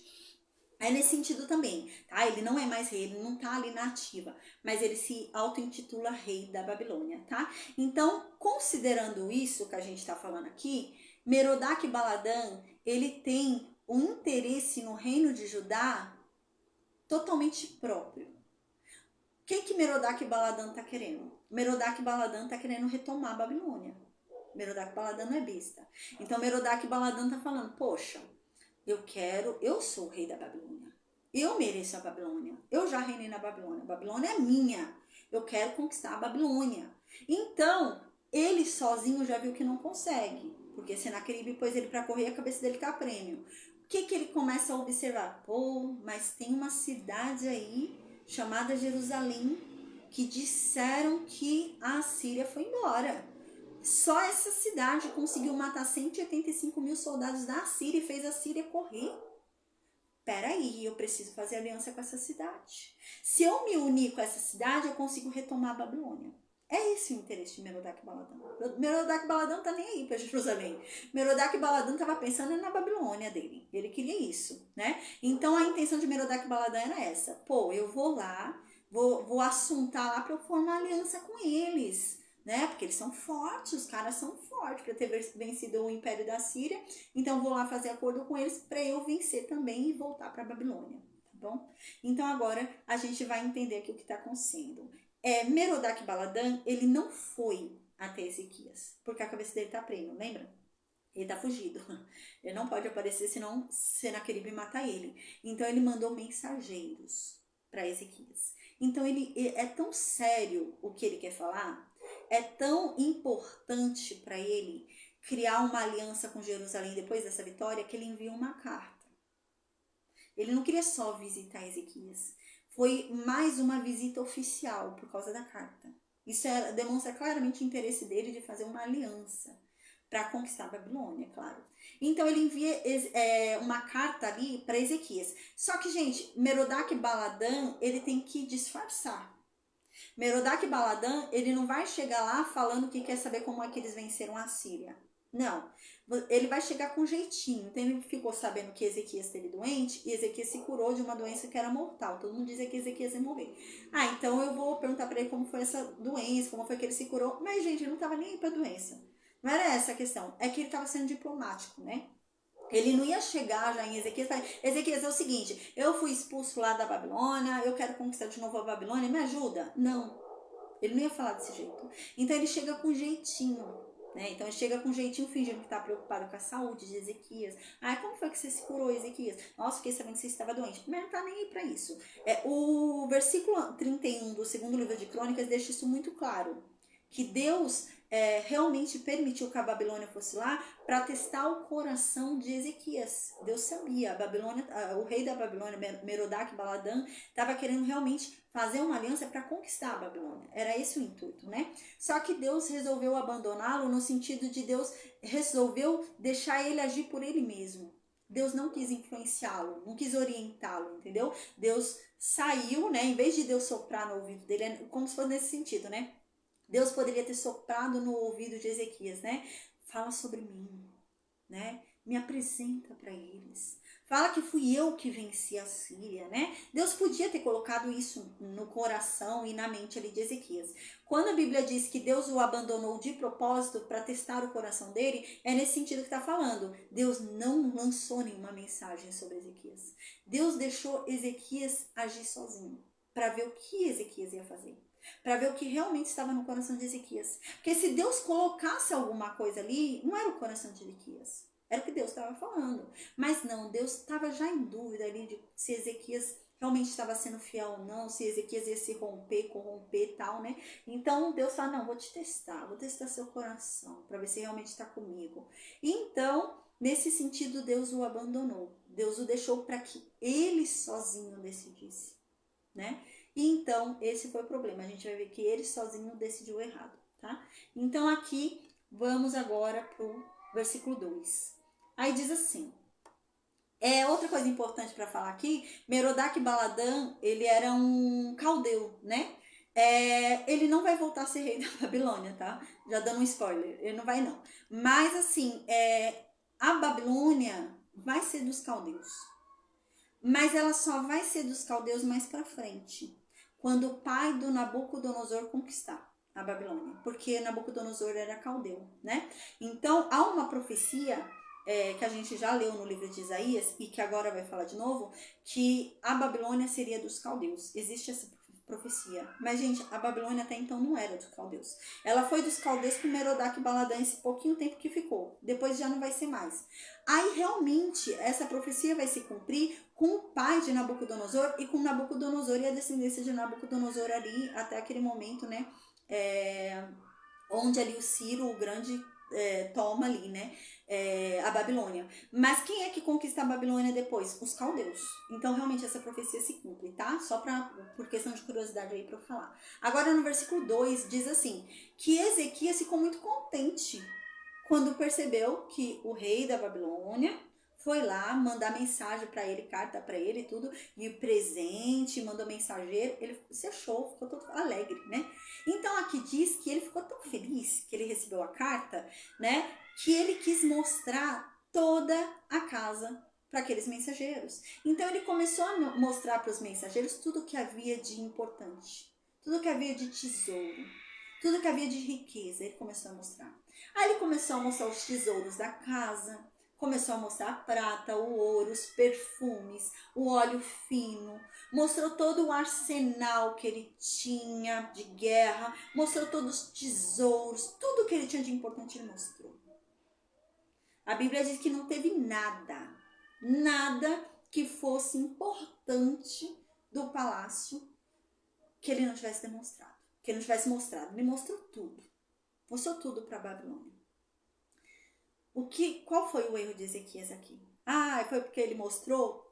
Ezequias tinha uma má intenção aqui. Ele não estava agindo com boa intenção. O que acontece? Era muito claro aqui o que estava acontecendo. Merodach e Baladã queriam fazer uma aliança. Merodach e Baladã queriam unir forças com alguém para ir para a guerra contra a Síria. Era isso. O intuito dessa carta era esse. Era muito claro isso. E Ezequias sabia. Ezequias sabia que o interesse de Merodach e Baladã era a guerra. Era conquistar a Síria. Era conquistar a Babilônia. Ele sabia disso. E Ezequias, ele se esforça em mostrar para os mensageiros do rei da Babilônia que ele tem estrutura. Porque o que acontece? Qual que é a mensagem que chega para Ezequias, né? Quando o rei da Babilônia manda a carta. Olha, é o seguinte, eu estou querendo entender como é que um reino tão pequeno como Jerusalém, uma cidade tão pequena como Jerusalém, onde tem pouquíssimas pessoas que fazem guerra, onde quase não tem um exército, quase não tem nem cavaleiro, não tem nada aí. Como que vocês venceram a Síria? Tô tentando entender isso. Vocês são tão pequenos, né? Foi nesse sentido, entendeu? Merodach e Baladã quis dizer isso. Vocês são tão insignificantes? Vocês são tão pequenos? Vocês são tão fracos? E como que vocês venceram a Síria? O que Ezequias está fazendo aqui? Está mostrando para eles que ele é forte. É isso que Ezequias está fazendo. Ezequias está mostrando tudo que tem de importante no palácio para dizer, não, a gente não é um reino pequeno não, olha quanto ouro eu tenho. Olha quanta riqueza, olha quanto prata. Vocês acham que eu sou pequeno, que a gente é um reino pequeno? Não é não, é um reino super poderoso. Olha quanta riqueza que tem aqui dentro do palácio. Olha, tem uma sala inteira cheia de riqueza. Aqui é um reino forte. Nós somos um reino forte, não somos um reino fracassado não, não somos um reino frágil não somos um reino insignificante não, é nesse sentido. Só que Ezequias pecou, porque a força de Jerusalém não estava naquele ouro, naquela prata, naquela riqueza que ele estava mostrando. A força de Jerusalém estava no Deus de Jerusalém. A força de Jerusalém estava no Deus deles. Então, ele não foi curado da doença por causa daquela riqueza toda. Ele não venceu a Assíria por causa daquela riqueza toda. Ele devia ter falado sobre Deus. Mas o ego dele falou mais alto. Ele quis mostrar que o reino dele não era pequeno. Ele quis mostrar que tinha muito ouro, muita riqueza. Ah, não sou insignificante. Aí fala lá pro seu rei, olha quanto ouro que tem aqui. Nós somos muito ricos. E não falou de Deus, e não deu a glória a Deus, né? Mas ele quis, na verdade, né, se aparecer. O coração dele realmente falhou, né? Ele preferiu não falar de Deus e mostrar para aquele povo que ele não era um reino tão fraco, né? Do que falar de Deus e deixar aquele povo indo embora achando que era um reino fraquinho, né? Que era um reino ali de camponeses, né? É isso. Então o coração dele falhou. Então no versículo 3 diz que depois que os caras foram embora, depois que o povo da Babilônia foi embora, Isaías vem. Aí Isaías chega lá no palácio. Isaías chama Ezequias. Isaías fala assim para Ezequias: que foi que esses homens aí que tiveram aí falaram contigo? Eles vieram da onde? Então Ezequias, todo alegre, respondeu para Isaías: eles vieram de uma terra muito longe. Nossa, eles vieram lá da Mesopotâmia, lá longe. Vieram lá da Babilônia. Vieram aqui falar comigo. Então Isaías falou: e o que foi que eles viram aqui dentro do palácio? O que foi que você mostrou para eles? Então Ezequias respondeu: eles viram tudo. Eu mostrei tudo. Eu mostrei tudo que tinha aqui dentro do palácio, Isaías. Eu mostrei para eles. Nossa, eu mostrei toda a riqueza, todo o ouro, tudo que tinha aqui eu mostrei. Não tem nada dentro dos meus tesouros, não há nada dentre as coisas que eu tenho de importante que eu não tenha mostrado para eles. Olha o que ele diz. Não há nada dentre as coisas mais importantes que eu tenho aqui que eu não tenha mostrado para eles. E ele não falou de Deus. Então, no versículo 5, Isaías fala: tá bom. Então é o seguinte, Ezequias. Deus tem uma palavra para você. E Deus diz assim. Aí no versículo 6, Isaías começa: dias virão em que tudo o que há no teu palácio, tudo que os teus pais juntaram lutaram até este dia vai ser levado lá para a Babilônia. Nada vai ser deixado aqui em Jerusalém. Nada. Tudo vai ser levado. E Ezequias tem mais. Dos teus filhos, dos nascidos de ti, da tua descendência, dos que você vai gerar, a Babilônia vai vir e vai levar como cativo. E os que lá viverem dentro do palácio vão ser eunucos. Não vão ser reis, não. Não vão ser príncipes, não. Vão ser eunucos. Uau! Isso daí vai se cumprir, tá, gente? A gente vai ver que isso vai se cumprir. Um pouquinho mais pra frente na história, a gente vai ver que Manassés vai virar rei de Judá, né? Manassés é quem? Manassés é filho de Ezequias, tá? Então, Manassés, ele vai virar rei de Judá e ele vai ser um rei muito ruim a princípio. A gente vai ver isso, mas depois ele vai se arrepender e vai mudar. Mas no começo ele vai ser um rei muito ruim. Um dos piores reis que teve ali no reino de Judá, se não o pior, tá? Ele vai ser um rei muito ruim. Aí o que vai acontecer? A Síria vai vir e vai tomar Manassés e vai levar Manassés cativo lá para a Babilônia. Mas é a Síria que está dominando a Babilônia, não é ainda os caldeus, não mudou ainda. Não é o império da Babilônia ainda, é a Síria. A Síria vai levar e vai deixar ele prisioneiro na Babilônia, tá? Vai deixar ele lá na Babilônia um tempo preso. Então a Bíblia diz que nesse tempo que ele ficar preso, ele vai se arrepender, vai clamar a Deus, vai orar a Deus, vai mostrar arrependimento e Deus vai perdoar ele. Então Deus vai libertar ele e mandar ele de volta para Jerusalém e ele vai voltar a ser rei em Jerusalém, tá? Então essa profecia não fala sobre Manassés. Isso vai acontecer, mas não é sobre Manassés que está sendo falado aqui. Aqui está falando sobre o cativeiro, tá? Então aqui realmente isso vai se cumprir. A gente vai ver 100 e poucos anos depois desse momento aqui que a gente está estudando, realmente eles vão ser levados cativos lá para a Babilônia. E os que viverem dentro do palácio serão feitos eunucos. Quem é que vai viver dentro dos palácios? Que a gente vai ver mais para frente. Daniel, Sadraque, Mesaque, Abidnego, tá? A Bíblia não fala claramente que eles viraram eunucos. Mas, gente, é muito óbvio. Quando você estuda o contexto, a história da Assíria, a história da Babilônia, a história de Judá, né? Quando você estuda realmente, você descobre que, principalmente as outras nações, quando você trabalhava dentro do palácio, principalmente se você tinha um contato muito próximo com o rei, com a rainha, ali, com a corte principal, você tinha que ser eunuco, né? Você tinha que ser castrado, para não correr o risco de você se deitar com a rainha, para não correr o risco de você se deitar com alguma mulher do harém do rei, tá?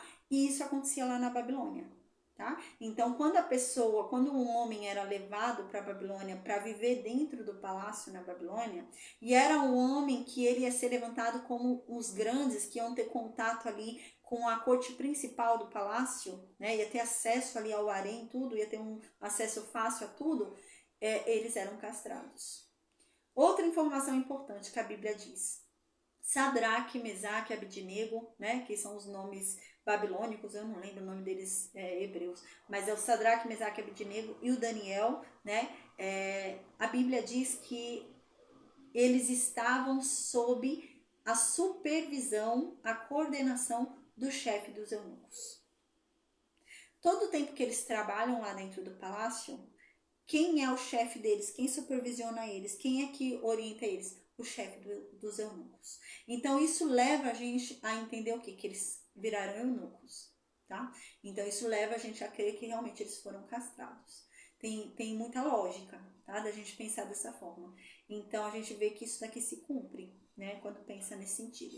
A gente lembra que a gente já falou sobre os eunucos, né? Quando a gente estuda a aliança da lei diz que um eunuco jamais entraria na presença de Deus, né? A aliança Ananias, Misael e Azarias. Amém, Elizabeth, Deus te abençoe. Ela falou o nome aqui para mim o nome hebraico de Sadraque, Mesaque e Abidnego, eu não lembrava. Obrigada, Elizabeth, amém. Então, gente, o que eu tava falando? Eu esqueci agora o que eu tava falando.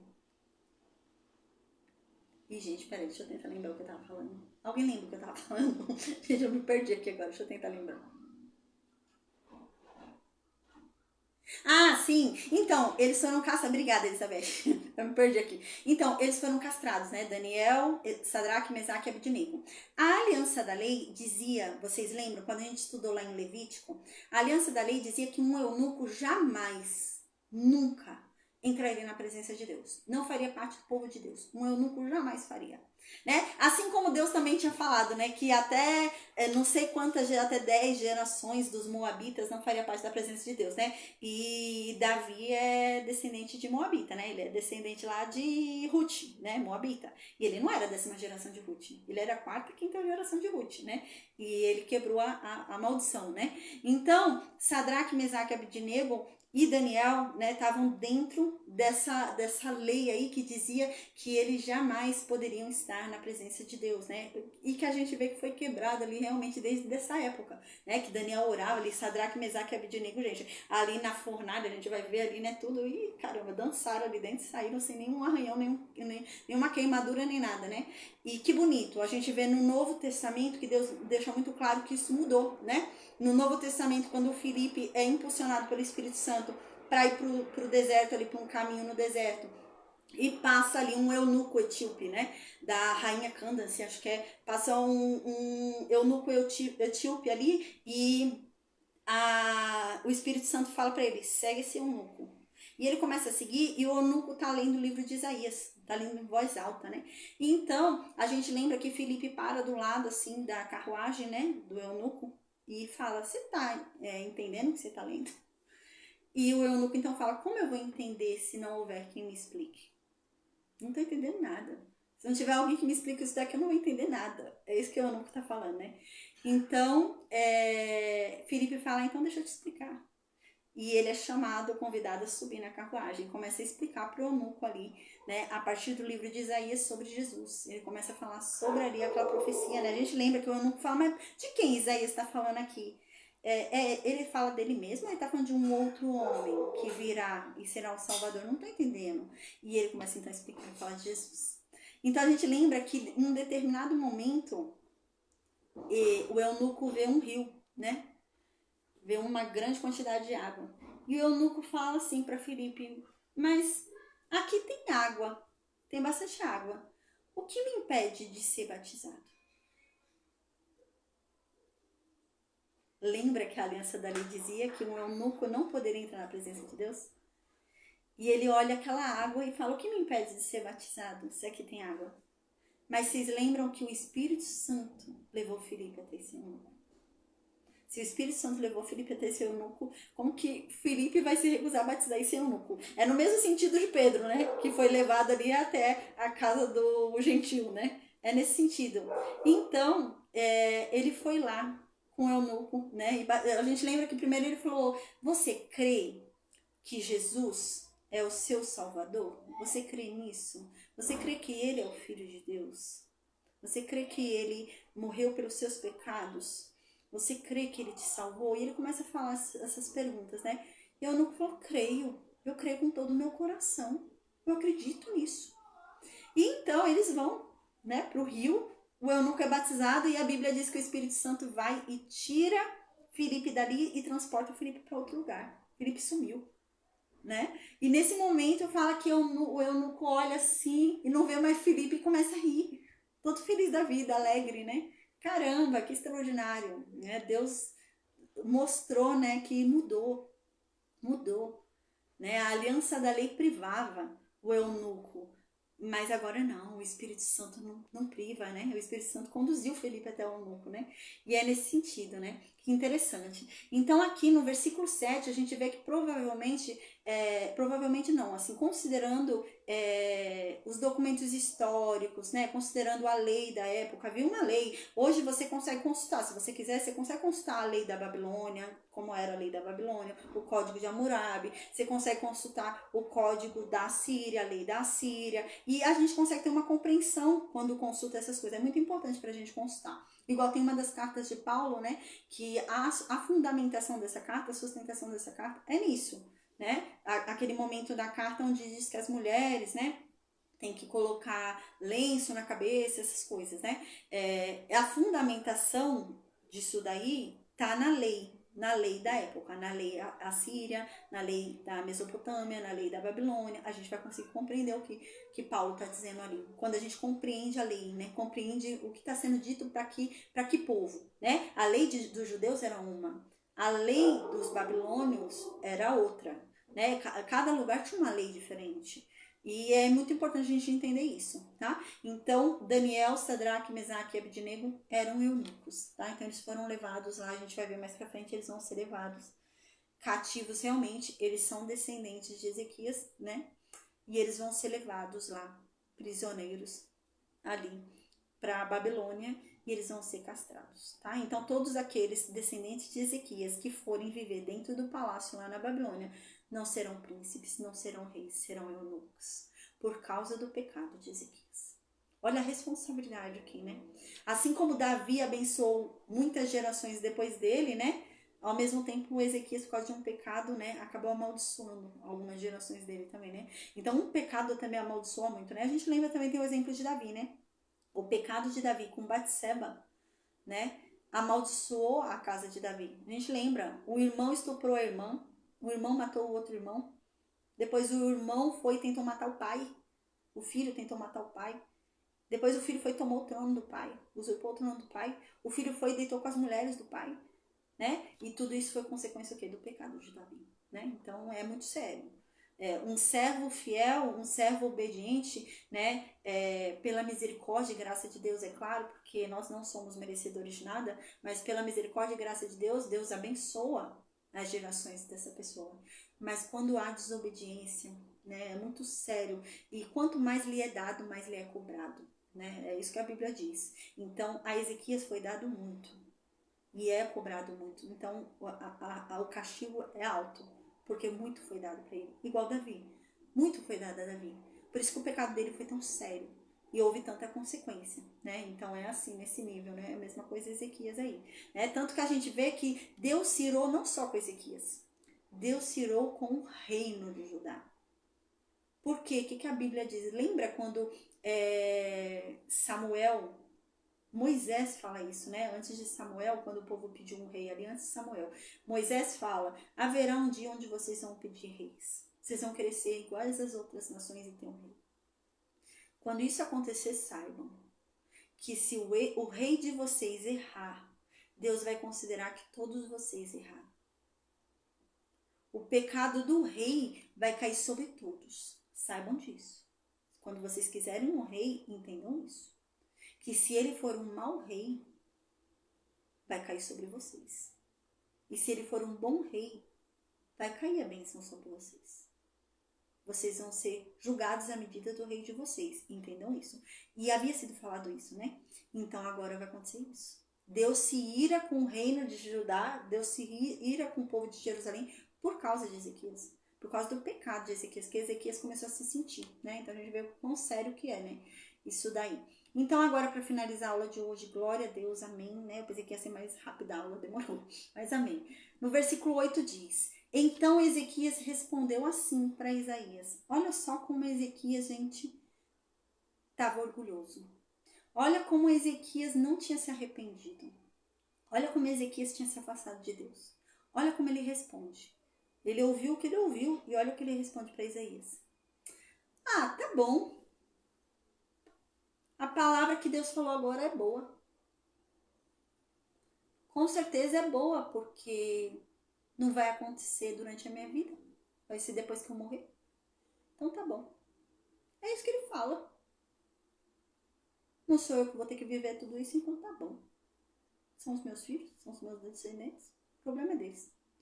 É isso que ele fala. Ó, pra você ver como o cara estava longe de Deus, né?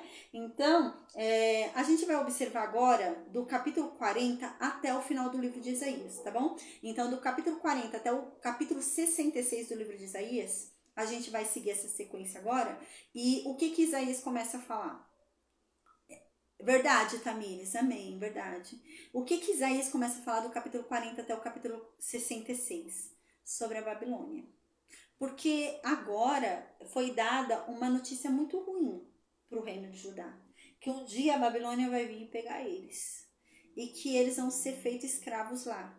e ninguém vai estar dentro do palácio. E os que estiverem dentro do palácio vão ser feitos eunucos. Não vai ter descendência. E aí? E a promessa que Deus fez? Que da casa de Davi viria o Salvador. Como que fica? Né? Surge essa questão. Então, do capítulo 40 até o capítulo 66, é Isaías falando sobre isso. Isaías começa a falar, não, a promessa não foi esquecida. Deus vai cumprir a promessa que ele fez. Deus um dia vai resgatar vocês da Babilônia. E Deus vai permitir ainda que a linhagem de Davi permaneça de pé para que o Messias venha. E ele virá. Ele virá quando vocês menos esperarem. E ele vai trazer para vocês paz, tranquilidade. E Isaías começa a falar sobre isso, entende? Porque surge essa questão, né? Caramba, e a promessa que tinha sido feita para Davi aí, que ia vir o Messias? E agora como que vai vir o Messias se vai ser todo mundo feito eunuco? Quem estiver no palácio da Babilônia vai ser feito eunuco, descendente de Ezequias. E aí? Né? Então surge essa questão, tá? Então do capítulo 40 até o capítulo 66 do livro de Isaías, é Deus falando sobre a Babilônia, sobre esse período do cativeiro, que eles vão sofrer no cativeiro, que eles vão passar realmente... Peraí, gente, meu celular aqui ficou ruim. Peraí.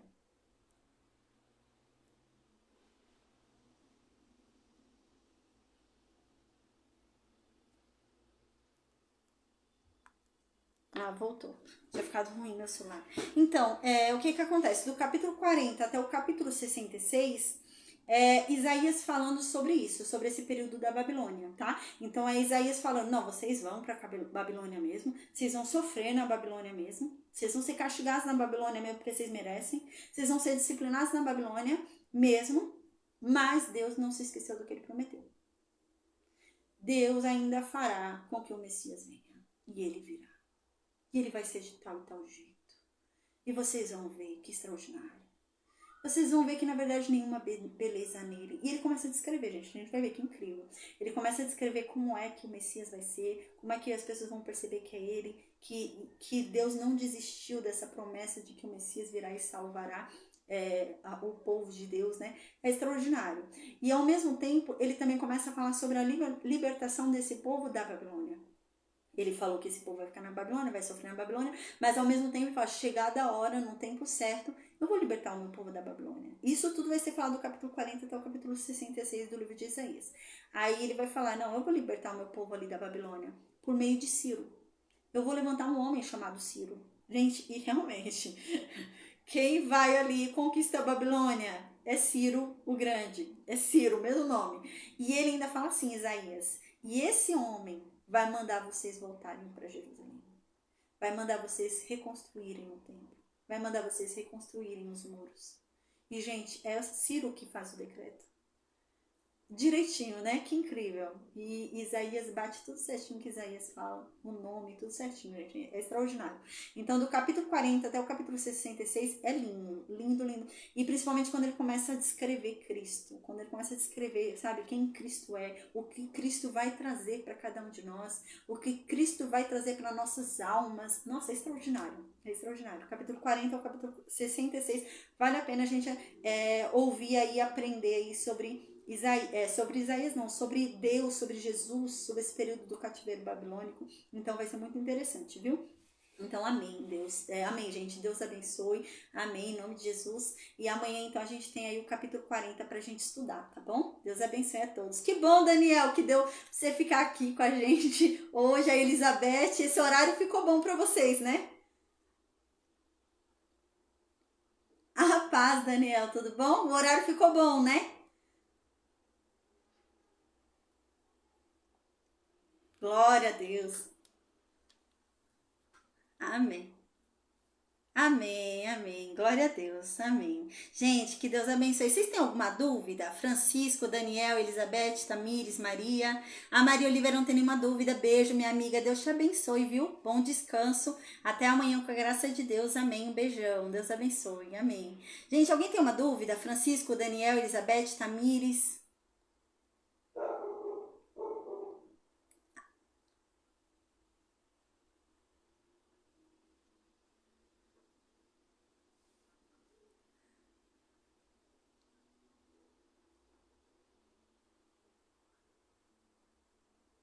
Sim,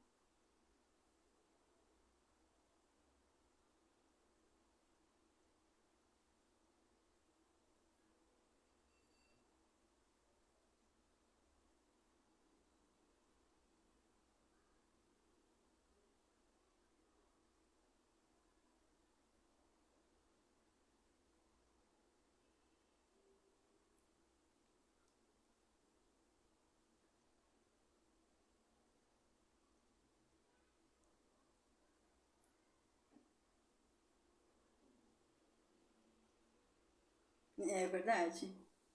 É verdade. A Elizabeth está falando que ela, quando ela lia a Bíblia, né, e ela chegava nessa parte que Ezequias fala, ah, tá bom pra mim, não sou eu mesmo que vou passar por isso, são minha descendência, né, são os meus filhos, meus netos que vão ser eunucos, que vão para Babilônia e vão ser torturados, o problema é deles, né? Ela fala, nossa, caramba, a gente vê quão o coração do homem pode se tornar tão duro, né? E era um homem, né? Você vê que não houve o rei anterior a ele, né? Equivalente ao que ele foi Davi. Então você vê que Ezequias era diferenciado. Pô, ele tá ali, a Bíblia coloca ele próximo de Davi. Não coloca ele igual ao Davi, nível de Davi, mas coloca ele próximo do nível de Davi. Então, pô, caramba, e como um cara que era próximo do nível de Davi falou isso, né? Mas ao mesmo tempo a Bíblia diz pra gente que ele se arrependeu. Não é agora, demora um pouquinho para ele se arrepender, a gente vai ver, tá? É mais pra frente, demora alguns anos aí para ele se arrepender. Mas ele se arrepende. A Bíblia diz que ele se arrependeu verdadeiramente e que Deus o perdoou. A Bíblia diz isso. Que ele se arrependeu verdadeiramente. Então a gente vai ver isso mais pra frente. Por isso que eu pulei um versículo, porque esse versículo diz isso que eu tô falando. A Bíblia diz, a Bíblia aponta que ele se arrependeu e Deus o perdoou. E por amor a ele, Deus esperou um tempo para que isso acontecesse, por amor a Ezequias. Então você vê que realmente Ezequias estava perto do nível de Davi. Não era o nível de Davi, mas estava perto. Porque você vê o que ele fez lembra muito Davi, né? Igual Davi. Davi errou também, Davi pecou também. Davi pecou feio também, né? Mas Davi se arrependia. Davi, quando se arrependia, né?